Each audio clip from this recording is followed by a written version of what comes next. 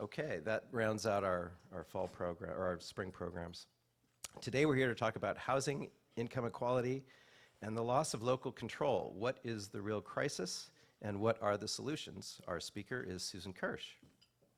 Many advocates for affordable housing, local planning control, and environmental stewardship celebrated when Senator Scott Wiener's bill, SB 50, failed to muster the votes required to pass out of the Senate last term. SB 50 sought to promote high-density housing near transit centers in job-rich neighborhoods. And again, only weeks ago, a revised version of Wiener's bill failed to win the Senate approval and was defeated once again. We appear to be in a pitched battle where the forces urging more development and those advocating maintenance of our communities as they are continually confronting one another on the legislative battlefield. In view of the critics of state-level incentives and regulations, dozens of other California housing laws have chipped away at local control to make way for corporate-owned housing. In their view, the narrative is often, we have a housing crisis, cities are to blame, state lawmakers know more about solving the problem than local officials. Our speaker today, Susan Kirsch, agrees that we have problems of housing availability and affordability, but that she views the defeat of SB 50 as the opportunity for a new narrative, specifically an opportunity to find more, opportunity to more honestly redefine the problem and thereby find solutions that promote people and not profits. Today, Susan will give us her views concerning these intractable public policy problems and offer a different approach to the issue that emphasizes local leadership and creative solutions. Susan is a community organizing consultant, a 4-term chair of this organization, the Marin Coalition, and a former candidate for the Marin Board of Supervisors. She ran 2 very competitive races, which many of us recall. She missed only by the slimmest of margins each time. She's also the founder of Livable California, a coalition of elected officials and community leaders from the 9-county Bay Area and beyond, which is credited with derailing SB 50 in 2019 and again in 2020. She actively promotes solutions based on the 3 E's: educate, engage, and empower. Susan is a prolific author and guest speaker. She's been published in Cal Matters. She's been a guest on the Michael Krasny Show more than once, and she frequently publishes her points of view in the Marin Post and the Marin IJ. I welcome to you, Susan Kirsch.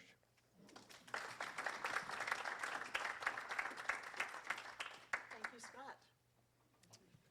Thank you, Scott, and to the Marin Coalition for inviting me to be back, this time standing at this podium, which I used to do as the chairman of this group, and it just feels kind of comfortable and nice to be back standing in this position and seeing familiar faces of people who were on the board when I was on the board, and just to acknowledge the kind of good work that the Marin Coalition does with making conversations that matter available to us during lunchtime. So it's nice to be back.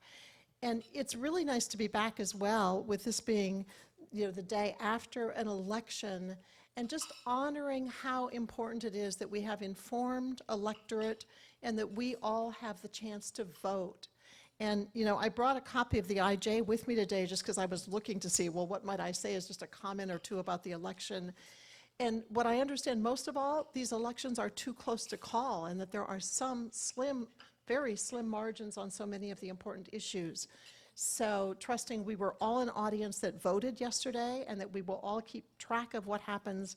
I'm not going to say anything more about the election other than that voting, and maybe especially voting for who the local candidates are who go on to our city councils or representing us as the Board of Supervisors, how important those positions are as they keep us in touch with community and as we have someone who we expect we can go to represent our interests, knowing not they don't always prevail with our interests, but that's a system that's been working for many, many years. And then I also, the one other thing about the election, I found it entertaining. I liked this, that when I looked at the IJ yesterday, I saw that last night at the Mill Valley Theater or Library, they were showing the movie Rebels with a Cause. Like many of you might remember that movie about how a small group of people came together and through no corporate support but a small group of committed people, really preserved our coastland and prevented a huge corporate development going in out at Monticello, right, called Monticello. So again, kind of that, the combination, voting, rebels, paying attention to our communities, being involved in what happens in our communities, like those are all themes of mine that I have been embracing for many years. And I'm just really pleased for the opportunity today to kind of unpack how those themes have been functioning in my life, how I've been asking questions to go when I'm thinking, this doesn't quite make sense. How could I make greater sense of this? So appreciate being able to tell that experience in the time that I have today. And what I'm anticipating is that, like, I'll be speaking for 20 or 25 minutes. We'll open it up for questions and comments, and I'm really going to welcome any of you who have comments in addition to questions. And then about 1:10 or so, I want to make sure we come back, and I've got 5 or 10 minutes to do some summary kinds of comments. And we'll finish up by about 1:15, so that then there's a chance to just mingle and talk some more with the people who are in this room, we're such a knowledgeable group, and or, you know, to have additional conversation with me. So that's kind of the plan. Kind of on board with what the plan is. Well, and I'm pleased, you know, with the mention of the writing that I've been doing, and pleased with the way in which a point of view, which has not always been mainstream, is getting out into the public a little bit more. So at your tables, you've got 2 of the things that I've written just to call attention to those, but maybe of more interest, because they're a little odder than what McGinnis usually has on the tables when we come for these luncheons, is you've got a black plate with some items on it. So I just want to direct you at the table to this plate of things. And I want to tell you, like, how it is that these items on this plate, if you remember what's on the plate, you'll remember the 3 main points of my talk. And I wanted to winnow it down to 3 main points because if you've been following housing or local control or income inequity at all, you know these are really complicated subjects, and it's easy to get into deep weeds of what's going on with these subjects. So I have gone into the weeds, and I wanted to come back and tell you 3 ways to think of the main points of this talk today.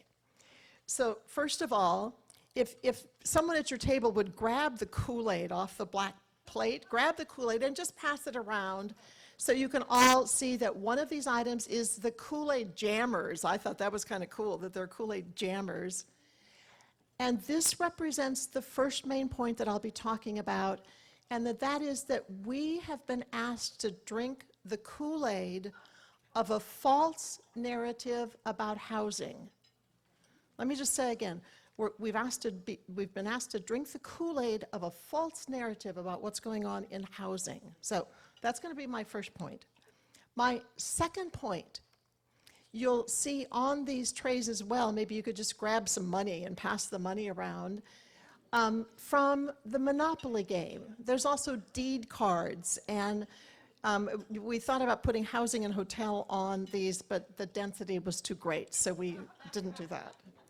But, so the second point of my talk is that the growing monopoly and the hoarding of wealth is the real crisis that we're facing, and that is the thing that we need to be giving more attention to if we're hoping to ever have a solution for housing issues. And I'll talk about that some more. And the third main talk of my speech, again, if somebody wants to pick up off your black tray, is a package of lifesavers. And actually, if whoever's holding the package now would open it up and pour the lifesavers onto the tray and pass around all of the lifesavers, and this is representing my third main point. And the third main point is that we are all the lifesavers for the dilemmas that we're facing.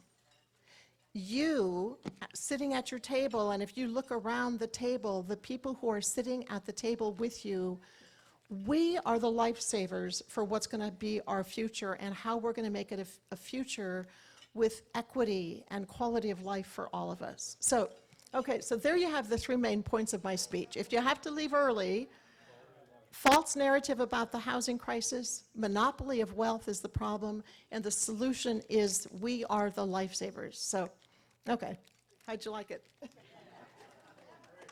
Thank you, thank you, thank you. Okay, there's more. For any of you know me enough to know that I go into the weeds of almost anything, this has been a huge challenge of just getting this winnowed down so that I can talk through this and feel like I'm covering enough of the broad strokes, and you all will be able to go deeper into it if you choose to. So I'm starting, main point, we're asked to drink the Kool-Aid of a false narrative. The false narrative, as Scott referred to in the introduction, it's a song, as if it's a song with 3 stanzas. The first stanza is, we have a housing crisis, and that's kind of sung to the tune of like Chicken Little with the sky is falling, the sky is falling. It's a housing crisis, it's a housing crisis, is the first stanza. The second stanza is, the cities are to blame, the cities are to blame. And the third stanza is, kind of da-da-da, this is the legislators on a white horse coming in to save the day. So why am I making these 3 points about the false narrative? In the first place, this housing crisis has been based on a number that said we were 3.5 million housing units short in California that we needed to be generating between now and 2025, and that not being on track to produce 3.5 million units was the crisis. That crisis has been perpetrated by Governor Newsom, by Senator Scott Wiener's office, by a whole collection of especially San Francisco legislators. It's been printed from San Francisco to the New York Times, but it is not true. The Brookings Institute, a think tank down in Palo Alto, dug into those numbers because, like me, maybe like some of you, we were going, 3.5 million? That doesn't quite make sense. People are moving. So the Embarcadero Institute dug in and looked at the numbers, and it's still a big number, but the housing, the housing need is more like 1.2 million, less than half of what that big number was. And the reason that number is so important is because you've probably heard, sorry, I'm going to try to remember to tell all of these, what the acronyms mean, but the RHNA numbers, RHNA, Regional Housing Need Allocation, RHNA numbers. It's a number whereby the state on high passes down assignments to every city and every county for how many housing units the city or the county should build. And because we've had this frenzy of it's a crisis, 3.5 million, we're behind, is a false number. The community housing development agencies, which have been looking at how to assign RHNA numbers, is based on a false premise of need that does not exist. So the housing crisis with that number, that is not true. That's a part of the drink the Kool-Aid. It's a housing crisis. The second part of drink the Kool-Aid is to say cities are to blame. Cities aren't zoning for housing. They're not building enough housing. There's no money that they're putting up for housing. But none of those things are true either. Cities, for the most obvious thing is to say that cities don't build housing and they don't have funding for housing. So to really hold that and understand that cities don't do that. It's true that cities create general plans and housing elements and zoning protocols and design review provisions. Just to say, like, here's a copy of Mill Valley's general plan. Any of our cities in the county probably have similar documents loaded with facts and statistics and maps and vision and values of the community. And these kinds of documents, as every city and county has one, we've had to since 1975, has had hundreds of community meetings, or hundreds of hours, probably thousands of hours of volunteer input to be able to create these kinds of documents as the signposts for how do communities with local control, locally elected officials, want to grow and change in moving forward. So all of that has been working. Cities aren't to blame. They don't build and they don't finance housing. And the third thing of this refrain, legislators will come in on a white horse and solve the problem for us. They'll tell us how we should fix our problems by passing legislation about them. But let's just take a look at how legislators themselves are functioning, how their own house is out of order, that they should be telling local communities how they should be putting their house in order. For example, it's common that every year the legislators have 3,000 bills that get thrown up and in the air to see what they could do with 3,000 bills.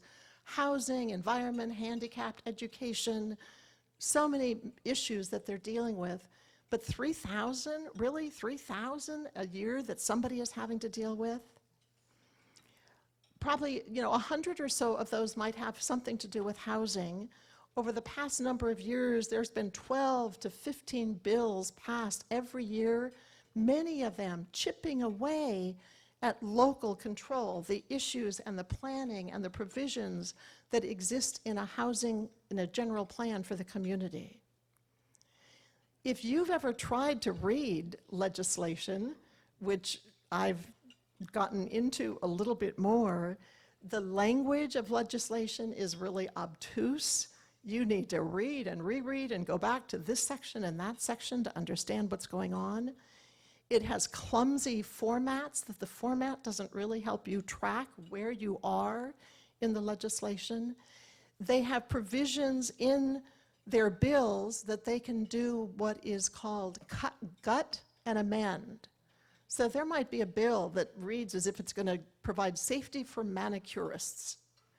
And then 2 months later, that part of the provision will be gutted, and it'll be filled in with housing legislation or any other kind of legislation. But for anybody who's trying to really track it, it can become very confusing. And the other indictment of legislators, and the reason we should be very skeptical of them telling cities how they should run the city, is that most often these bills are so poor, or not, that's what an exaggeration, let me back that up. Sometimes the bills themselves are so poorly written that whatever they have passed in a given year has to come back again a second year to be amended because the provisions were unclear or didn't make sense. So with that being kind of the framework of how the legislation is working, let me give you one example just from the 2019 moving up into 2020 legislative session. You're maybe familiar with the term ADUs. It stands for accessory dwelling units, ADUs.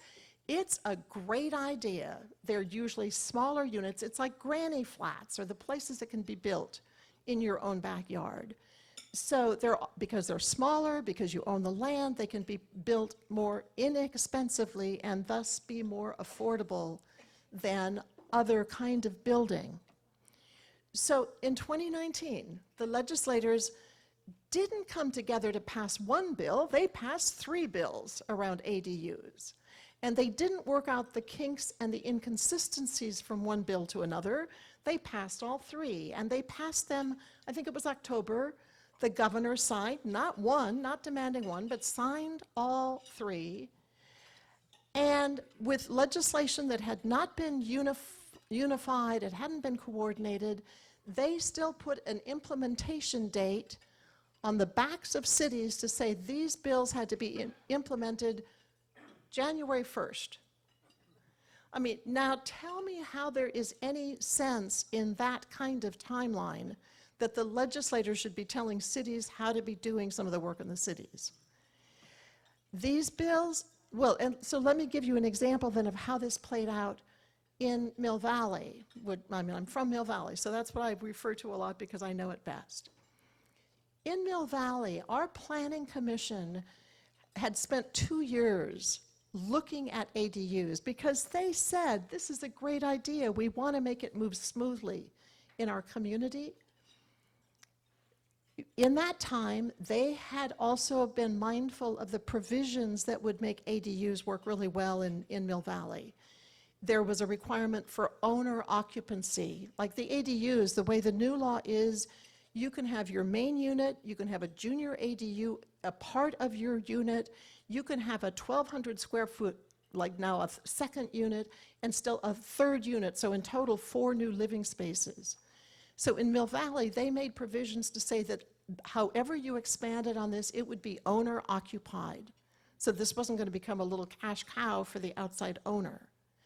They also determined that there had to be parking provisions because it would not be fair for all of these additional people coming on, parking their cars and inconveniencing neighbors who already lived there. And they had to be assured to be affordable. It wasn't that this was going to be making more money for going out of the city.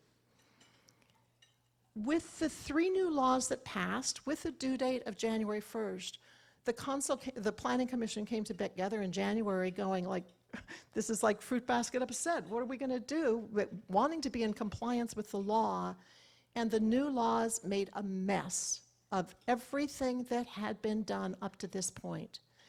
And the frustration and the anger and the disappointment from these planning commissioners who had put 2 years of volunteer time into care and concern and thoughtfulness about the community was palpable. As you can imagine, maybe some of us have been in kind of a similar situation. And now what is happening is that these 3 bills are morphed into a new bill. Senate Bill 773 is a new bill now being considered in the 2020 legislation around ADUs. So however, I mean, look at this. We've got 58 counties. They're all having to redo ADU legislation if they started out on it in the first place because they would have initiative to do that. 482 cities in California, let's say half of them too, had been moving forward because of initiative and concern about their community. All of that work is out the window.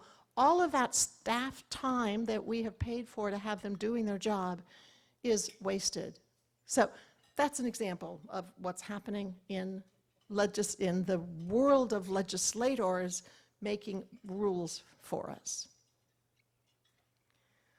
Okay, so that's kind of my summary of drinking the Kool-Aid. And as I was going, like, what's going on here? How is it that we have a false number, false blame, really a bit of a lack of qualification to be telling us what cities should be doing?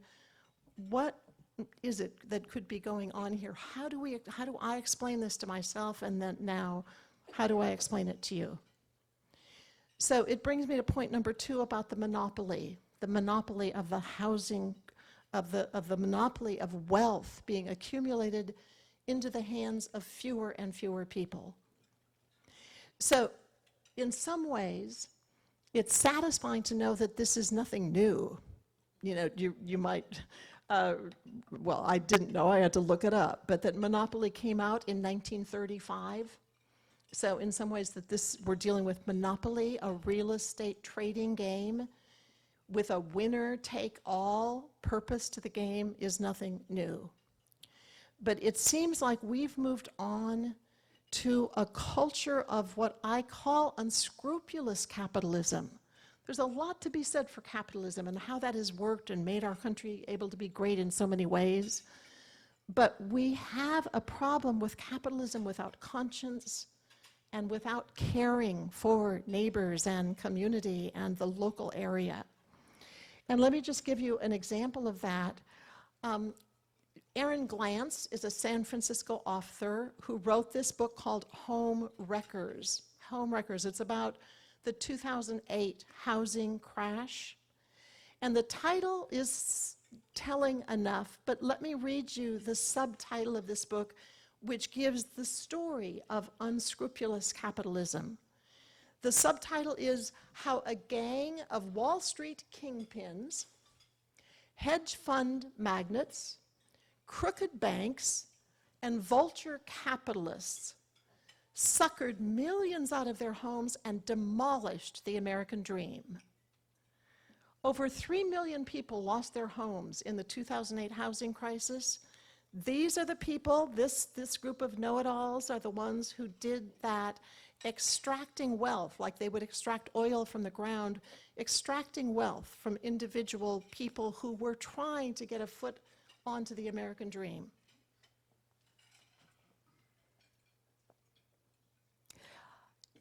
I went to a presentation that an economist, Michael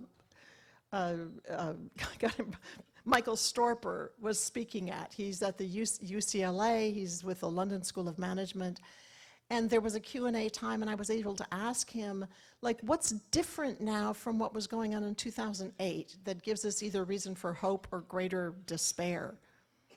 And it's where he coined the phrase that I've written about on that article at your table, the phrase, the financialization of housing. And what he said is that this is where organized global financial investments are now seeking to gobble up and extract more of the wealth that goes into their pockets rather than being broadly and widely distributed into a little bit in all of our pockets. And he, as I write about in the article with the financialization of housing, the UN, the United Nations, has issued this warning saying the financialization of housing undermines democratic governance, exacerbates inequality, dehumanizes housing, and causes displacement and homelessness. What is going on is further described in this work called Giants, the global power elite. This is written by Peter Phillips, who's a professor at Sonoma State, who works with students to do research and does meticulous work. And so in terms of this trend through unscrupulous capitalism, here's Michael Phillips, who has identified 389 of the global wealthy people and linked to organizations who are extracting wealth from every place they can find it without conscience and without caring, or too often. Maybe never is too broad, but rarely with the conscience or caring that we can think of in this room or in our city council meetings or in our local communities. So how does this play out locally? How do we go from this big picture into how is this happening locally, was the question I then was asking myself to try to better understand how are we in such a pickle here. So there's two groups that I'm going to name, and I will speak negatively about them, but I want to acknowledge as well that there's a lot of really good, like nothing is all black or white. So in the Bay Area, we have two groups. One is the Silicon Valley Leadership Group, and the other is the Bay Area Council.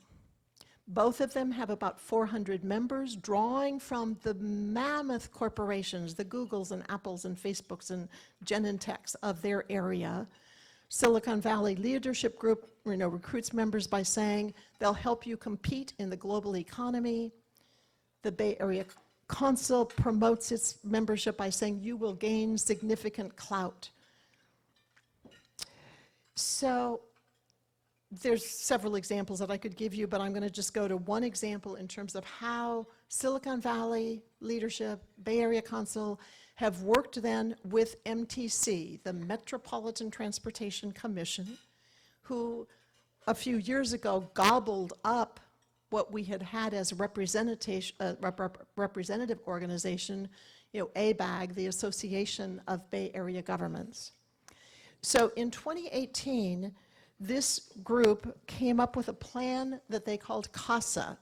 CASA didn't really stand for anything like an acronym. It means house, But they put together a plan in 2018. It was an 18-month effort. The title of it is A 15-Year Emergency Policy Package to Confront the Housing Crisis in the San Francisco Bay Area. Well, I don't know about you, but when I first saw this title, I went, damn, a 15-year emergency? Like housing or like fires are an emergency, or PG&E turning off the electricity is an emergency.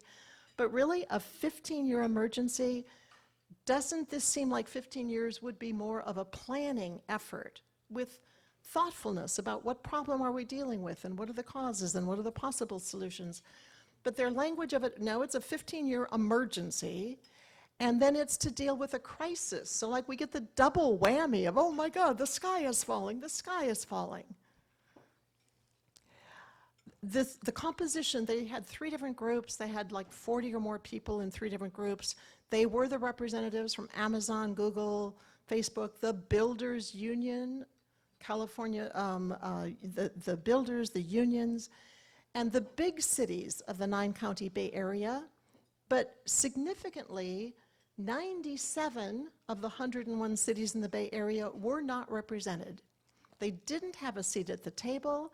And the reports back is that they didn't get much information about what was happening with the Casa Compact. But the Casa Compact was making plans for regionalizing the Bay Area. They went to Great Works. They paid $500,000 with funding from the Zuckerberg Initiative, Mark Zuckerberg from Google, from Facebook, right? To be able to commission this report that came out in January of 2018 called The Elephant in the Region, Charting a Path for Bay Area Metro to Lead a Bold Regional Housing Agenda. So let's go back to all those bills that were introduced I'm getting ahead of myself. A part of what this group did, CASA, had at least 10 pieces of legislation around themes of produce, preserve, protect. And they present those as if those are all equal efforts to produce, preserve, protect, but in fact, 60% of the effort is to produce. And of that production, most of it turns out to be moderate rate housing, not the kind of housing that so many of us are longing for our children or ourselves as we move into senior years, but market rate housing. So one of the bills then that was a part of this package was the bill that is 1487, David Chu, which is a bill that is intended to help create funding streams to support regional housing governance, which will further diminish what's happening at our local level. The other part of this, the enterprise document, is that it claims to provide a once-in-a-lifetime opportunity to create a stable foundation for regional housing solutions. Having sat in this meeting, in several of their meetings, I know what they're wanting to do is to say, every community, every county has to do its fair share, and with a regional agency, the regional agency will decide what anybody's fair share is. And they are using a term called high opportunity zones, which means without input from the local community, there will be assignments of where there is high opportunity. There's some pretty dreadful things. Okay, I wanted to be done with my part of this in about 30 minutes, so let me just jump ahead to say that we are the lifesavers we have the chance to be lifesavers for where there has been a history of strength in local community and local resilience and the heart and caring and appreciation that comes from working on things and seeing the results of your own effort. And the shift that is happening is that as more money flows higher up and decisions can be pushed down, those decisions are much more likely to be benefiting how the money is being extracted and flowing out, leaving less and less for those who have no access and no education and no wherewithal to know how to stand up against that. So, so I've got a whole bunch more here, but I'm going to stop, and so we can have comments and questions and discussion for about the next 20 minutes, and then I'll see what I can pull in to fill in what I haven't covered so far. So, Scott, you're going to take the microphone to take questions? I have another microphone. You have I another come one? prepared. Okay, no, okay. So, no, just stay there. Okay. Thank you, Susan. Yeah, you're welcome. First of all, let me just remark that ordinarily here at the Coalition, what we attempt to do on most of our programs where it's a matter of, or a topic of public policy or interest, we try to present two different points of view if there are 2 points of view on an issue. So I just want to inform people that when we were programming this particular event today, our programming team reached out to a fair number of people over the course of a couple of months to try to find someone that might be interested in representing another point of view. For example, a pro-SB 50 point of view. SB 50 is no more, so it's kind of moot in a way. But let me just interject. When that bill didn't pass, the same day that they tried 3 times on trying to get to a yes vote, 3 times they got to vote, it still got to a no vote. That same afternoon, Senator Scott Wiener, who'd introduced Senate Bill 50, came back with 2 new bills that he intends to replace Senate Bill 50. So Senate Bill 50 is dead, but in this kind of, what are they doing in Sacramento? 2 new bills to replace Senate Bill 50. Right.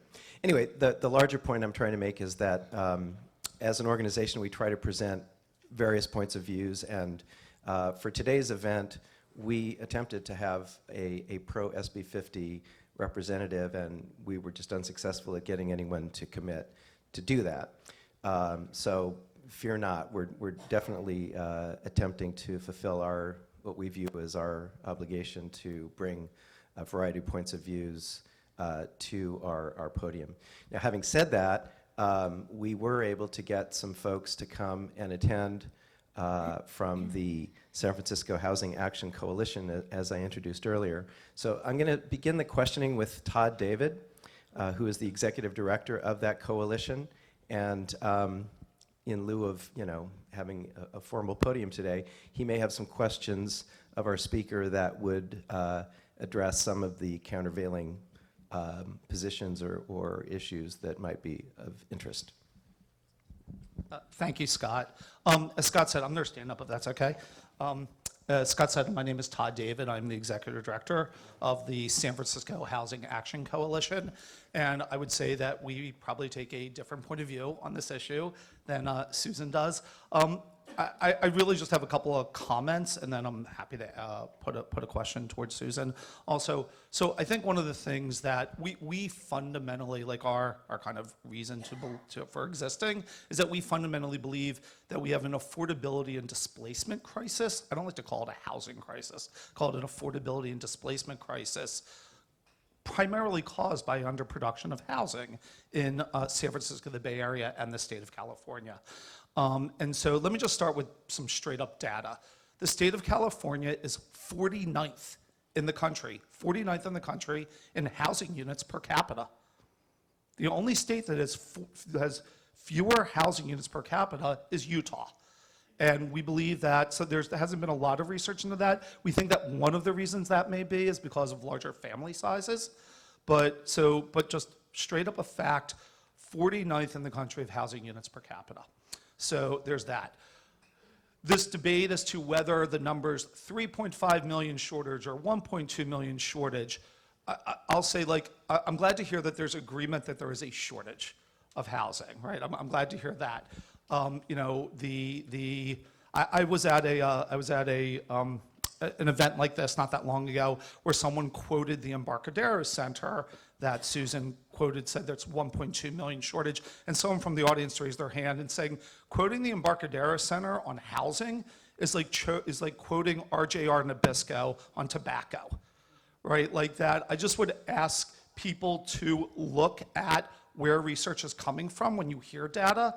So the Turner Center at Berkeley, the Turner Center on Housing at the University of Berkeley, they agree that there's a 3.5 million unit housing shortage. The Embarcadero Center in Palo Alto does not agree. That's fine. I'm just saying that not all research is exactly the same. And then the last thing that I just kind of want to point out is that Susan was talking about David Chu's 1487, this regional housing funding measure, right? I believe I heard Susan say something to the effect that what we need in San Francisco, in the Bay Area, and Marin, is more affordable housing to low-income people, to moderate-income people. And what's interesting to me is that 1487 that's what it's raising money to fund. The building of affordable housing and moderate income housing on a regional level. It would be, the way that it would work is that we as a region would vote on whether we want to tax ourselves through a income tax or through a sales tax or just whatever. We would get to vote at the ballot box. If 2/3 of us agrees regionally, then we would do that. So no one is saying, like, there's no one on high going, this is happening. The only thing that on high is saying, like, it's going to be put to people as a vote for funding, once again, for low-income housing and moderate-income housing. And it will be divided regionally. There will actually be the amount of money that comes from each individual municipality, a very high percentage will be returned to that municipality. So, and there are many, many areas that when you try to do this type of affordable housing funding measure, you can get to 55%, 60% vote, but you can't get to that 2/3 majority, right? So by doing regionally, there's a belief that some of the more places that vote for these types of things at 80% will help get the regional number to above 2/3. So anyway, so that's it. At the end, what I want to know is that, right, I have 3 children in San Francisco's public schools, are 18, 15, and 12. And I think, like, hey, when they come back to San Francisco, when they grow up, where are they going to live? Right? Like, my wife and I were so fortunate to have bought a house 20 years ago. If we were in Noe Valley, I don't know if people know San Francisco, like, if we were to live there today, if we moved there today, we would not be able to live in our own neighborhood, right? And that we have got to make room for additional people in the Bay Area. And that means that, you know what, our neighborhoods, some of the things in our neighborhoods are going to have to change, right? Every year, day one of school, every year in San Francisco, the school district plans for 200 classrooms to be without teachers. And because we say that the teachers got jobs closer to where they live. They had to commute for 2 hours. So anyway, Susan, so my question to you is, how do we add housing to the point so that my children and people's children in this room will be able to move back to the Bay Area if they choose to do so? Thank you. So I think, first, thank you for coming out from San Francisco, to you and the rest of your colleagues for being here, and thank you for giving everybody a little bit more of an orientation to the work that you're doing, and knowing how important that question is, how do we get to affordable housing? And I think really that is a core question that so many people are holding, is how do we get it to affordable, and how is it that it's not affordable? And I think a part of why what we see in the Homewreckers book or in the Financialization of Housing, the reason that's so important is that that trend towards a failure to have affordable housing is largely linked to the way global interests in finance are gobbling up resources. And so there's a couple of other things I want to respond to in terms of what you said, just working kind of in order here. We agree with the need for affordable and how to get to that. It has been proven from researchers who I respect that just increasing the supply of market rate housing, which is the way this is mostly going, means that market rate housing will be affordable in 25 or 30 years, just the way many of us, some of us might have had houses that then become more affordable as they get older. But the supply, the building, when it's building market rate, will not meet the need for those people who are working at minimum wage jobs for having their needs met.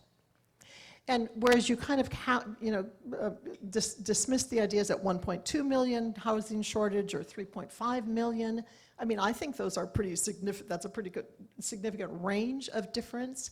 And just to add in terms of the reliability of the Embarcadero Institute study, Dan Walters, who writes for Cal Matters and the Sacramento Bee and is highly regarded, I think, as a spokesperson for what's happening in Sacramento, came out with an article endorsing the Embarcadero study numbers and holding them up with credibility for being the numbers of what we need to be moving towards.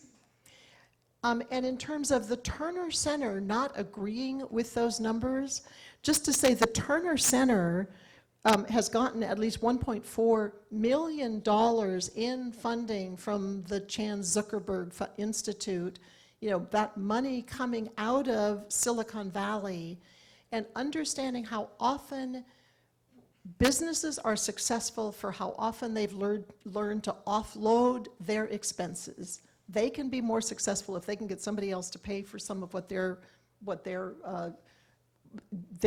well-being is dependent on. So just calling on Turner as the counter source for a number, I think we just, I mean, all of us, we're learning in this. There's lots of gray areas. So I'm just saying they don't come up as being the most reliable resource when I think about this. And I know we probably have lots of other questions in a room full of people. So Exactly. I was going to move along. Susan, thank you for tackling this tough issue. How can we overcome NIMBYism? Isn't regionalism a really good device to overcome NIMBYism in our local councils?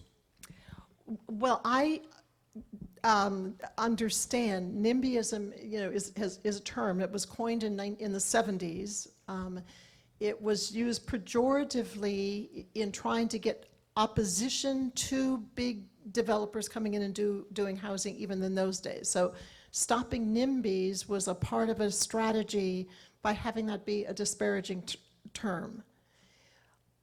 I'm Does kind of everybody know feeling what like, NIMBY is? You might want- NIMBY, not in my backyard. On the one hand, it's NIMBY with millions of dollars of funding coming out of Silicon Valley. There is the counter term called YIMBY, yes, in my backyard. But just to be aware, Stripe gave them $1 million contribution. There's been a lot of money that's gone into that. The renter group that will sue cities, they've gotten over $500,000. So there's a lot of financial support coming out of the people who benefit from a financialization of housing. So back to NIMBY. I mean, I'm moving into my own campaign. I invite anybody else who might be interested in this, that we who view how we see the world having a component of being guardians or protectors or stewards of what we have in our backyard, that is a badge of honor. That is not something to move away from. It is something I'm beginning to think that we all should be embracing that quality of being stewards for what happens in our backyard, and that we should not be allowing the quality of work, you know, for example, the quality of work, and this is not to say cities haven't made mistakes and don't have their own shortcomings, but the quality of work that shows up in documents like this so far surpasses, and I'm limited in how much legislation I've seen, but at this point, I would put my dollars on what is happening at local level and the heartfelt nature that local volunteers committed to their areas bring to that, more than I would put it on outside legislative agents. And just because does that answer your question? Sort of? Okay, we'll keep getting it clearer. My name is Cindy Winter. I live in Larkspur. There has been no mention of population growth. People need a place to live. The suburban model creates sprawl, causing workers to commute long distances and others to drive when it should not be necessary. Greenhouse gas emissions rise, causing climate change. Any discussion of housing must address climate change. Thank you. Absolutely. I mean, and just to say, that happens in communities. So many communities, as they do zoning, they have many areas that are by choice high density, and that works really well for many people in many communities.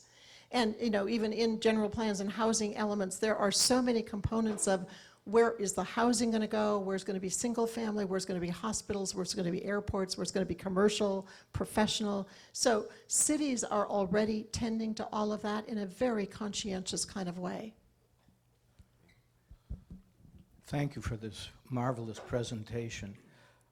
Going back to basics, how did the 3.5 million versus 1.2 million units get determined? What is the Yeah. basic reason, and why this enormous discrepancy?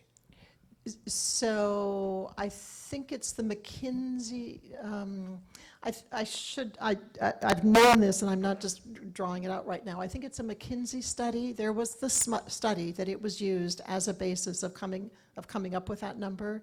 And that's a really good question, and I would hope that some people keep digging into, like, what happened in bringing that number forward.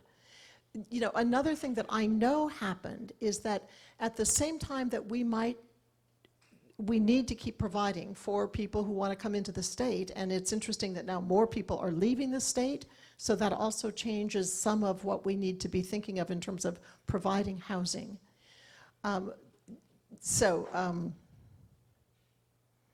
But to dig into that number some more is an important kind of question. Okay, question over here. Thank you, Susan, and really interesting. Mike McGuire has gotten involved in this some, and I wonder if you could talk about his role and any communication you might have had with him. I met with Mike just last Friday, and we see eye to eye on some things and not eye to eye on some other things.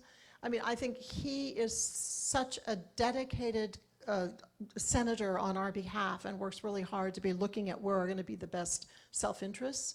He's done some, he had one provision that was going to be carving out Marin and his territory to get special treatment compared to what the rest of the 9 county or the rest of the state was going to get based on population numbers and city numbers, which, I mean, we all might take great pride in the way he was willing to stand up for us. I was in, when I was in Athens at the time that I was reading his work, and I'd sent a letter back that got published in Cal Matters that was just saying, as much as we can be happy when we get special treatment, this is the kind of problem that we also might be looking at. How are there fair and just systems for everybody? And I think that's where putting it back to regional agents or to local agencies. And understand, when I'm saying that, I'm understanding that there would be communication with local other cities and other counties and other regions. It's not ruling that out. It's to say the creativity and the commitment that boils up, like it does for us when we have family concerns, that boils up, that we work hard to deal with that. That's where our greatest, wisest, most sustaining solutions will come from. So Mike McGuire, I think he's doing, he's much appreciation for what he does. Thank you, Susan. It's really been enlightening to hear what you're talking about here. One thing I want to go back to is how many years back did we start the real tech industry?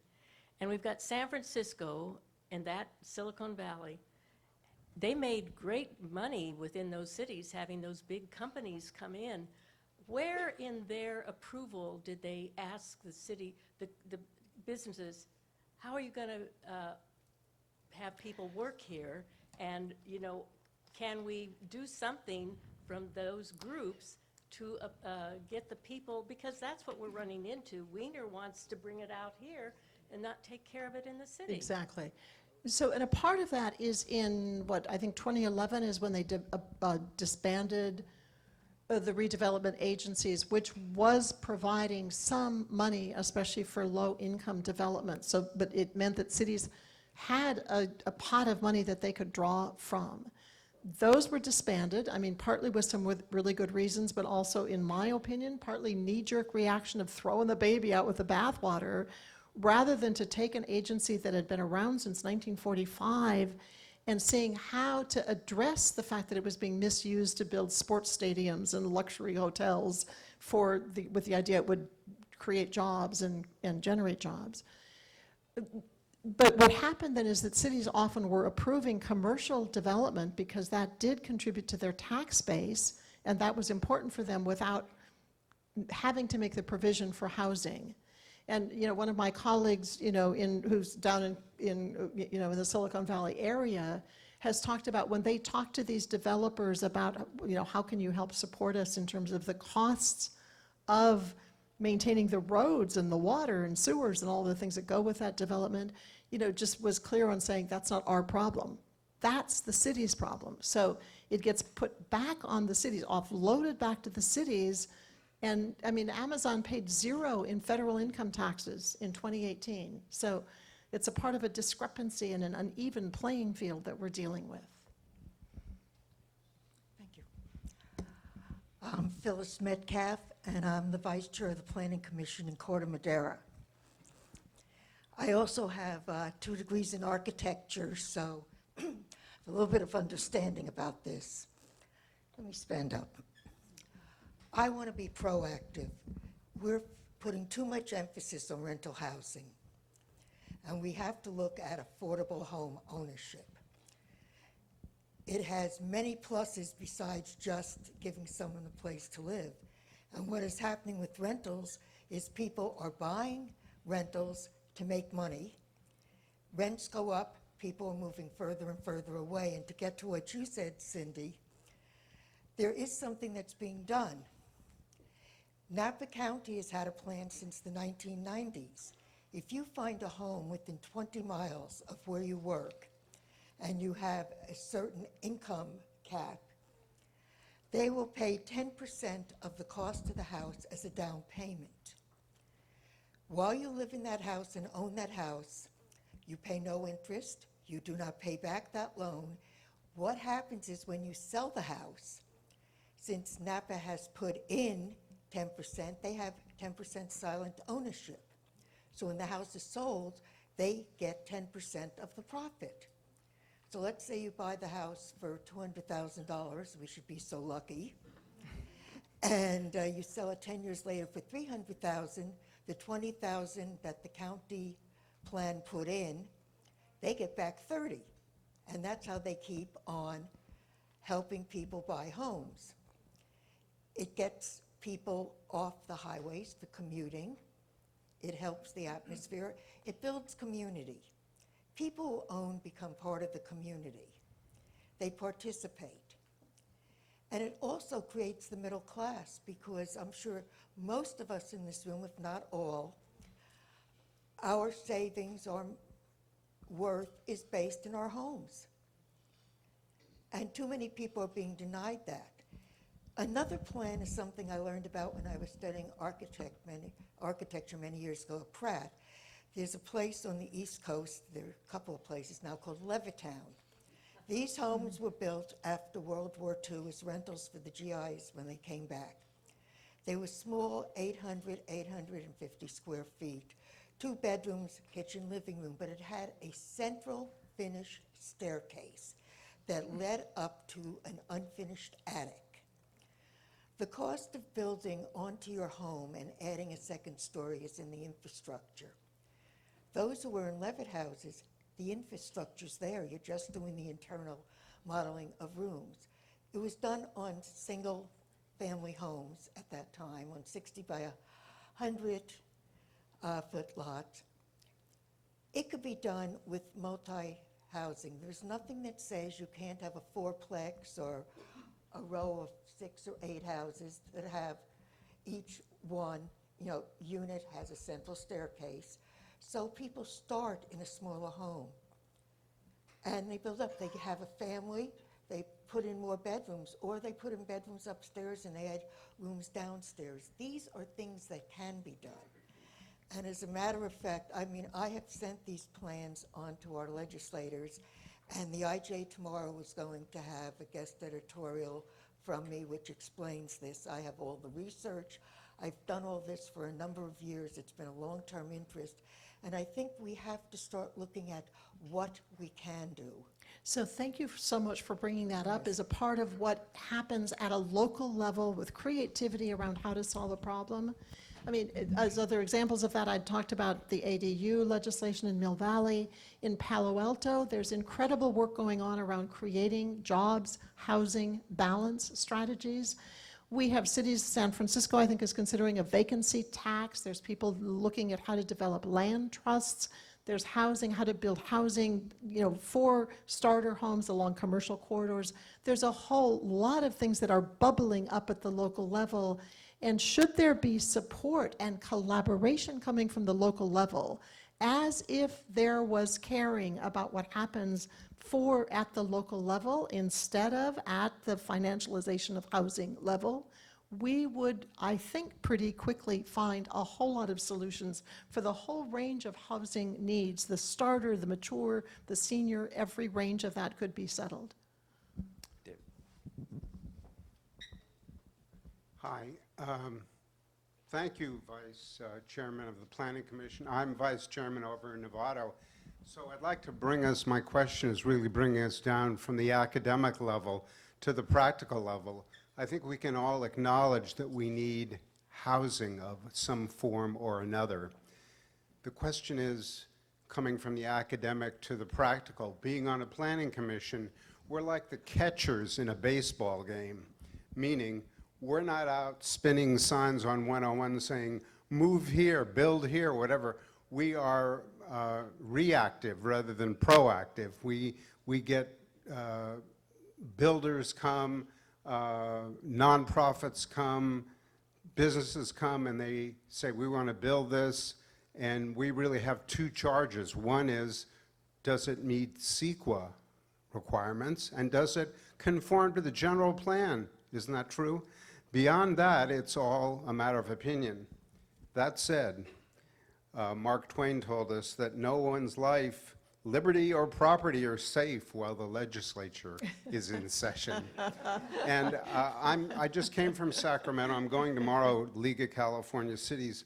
And the practical point of building housing is this: zoning, impact fees, CEQA, construction cost exceeding $450 a square foot. To put that metric in perspective, it's 13% higher than most of the nation, which is why people move to Texas, Arizona, Idaho, where it's more developer friendly.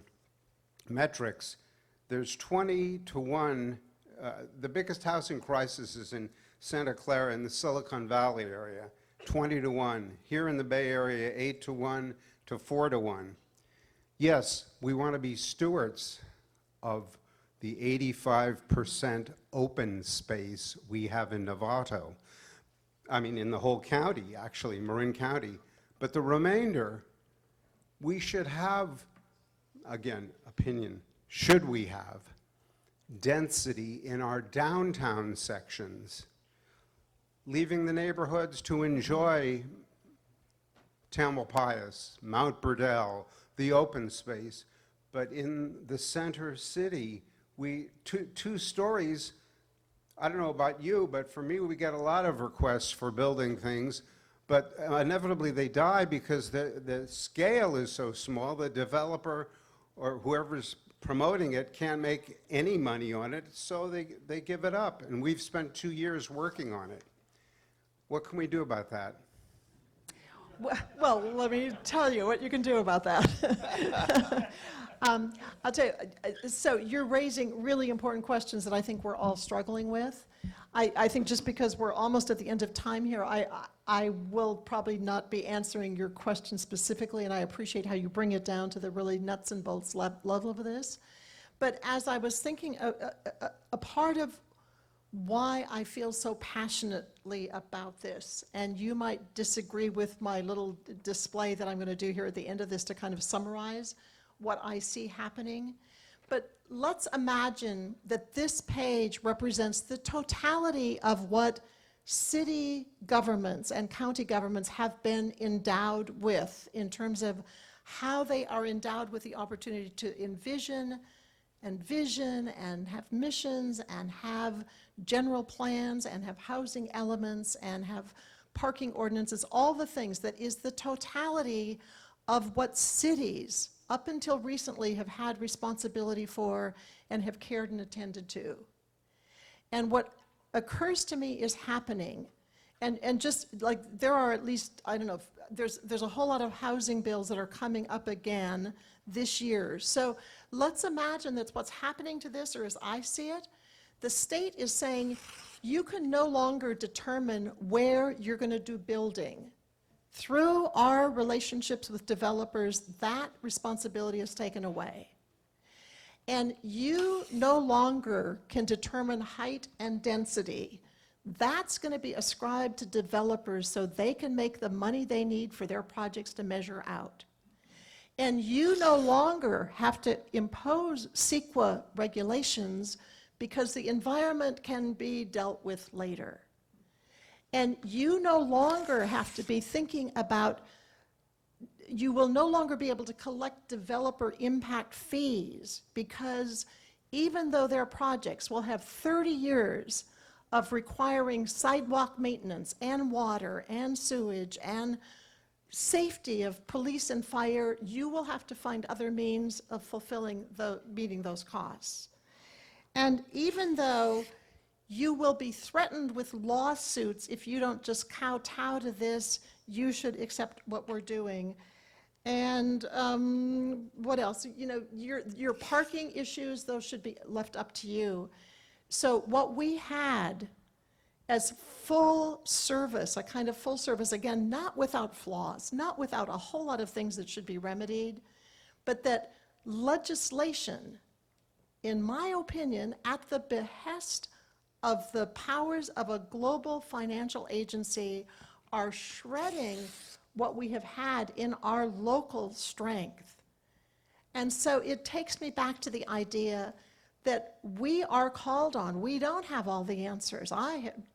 We have a lot of questions, but the heart and the caring and the commitment, when we look around with the people who we know and can work with, and again, that is not to say we aren't building bridges to look to bring equity and justice in all things, but in summary, the housing crisis is an economy, a monopoly problem.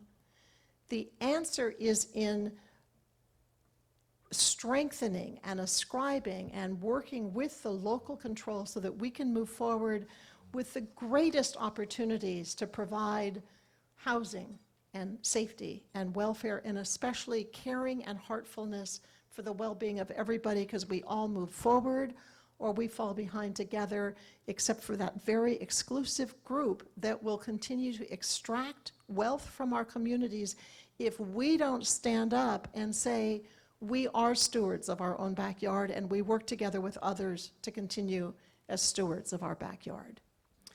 As promised, Susan's got us out on time. Before we thank our speaker, let me just invite any of you that want to stay around for more dialogue, more discussion, and more Q&A with Susan. You're welcome to. We don't have to leave the room. So thank you all for coming, and no more questions, I'm afraid. Please take lifesavers. Please take a Yeah, lifesaver. Put it on your bureau. Take money in the Remind quotes, you. and let's Remind thank you. Susan that Kirsch you for an should- excellent yes. presentation. Oh, yes. Thank you, Tracy. Just to remind you, too, there are pink sheets matching this pink sheet that is being ripped up, where if any of you would like to join me in thinking about how do we work towards a new narrative, I am looking for more colleagues to be holding this question of how do we get a grip on what's going on to create a new narrative. There's no date or time or place set yet, but there's a couple of other questions. Please, if you leave them on your table, we'll come around and pick them up or come give them to me at the end. So, Tracy, thank you so much for that reminder, and let's see what we can do. You know, my final thing, I forgot to say this on my notes, was we should celebrate more often. We live in such turbulent times. It's so chaotic. There's so many things that can be troubling. So just encouraging all of us to celebrate more often. Thank you for having me. Thank you for Scott. coming. Thank you, everybody.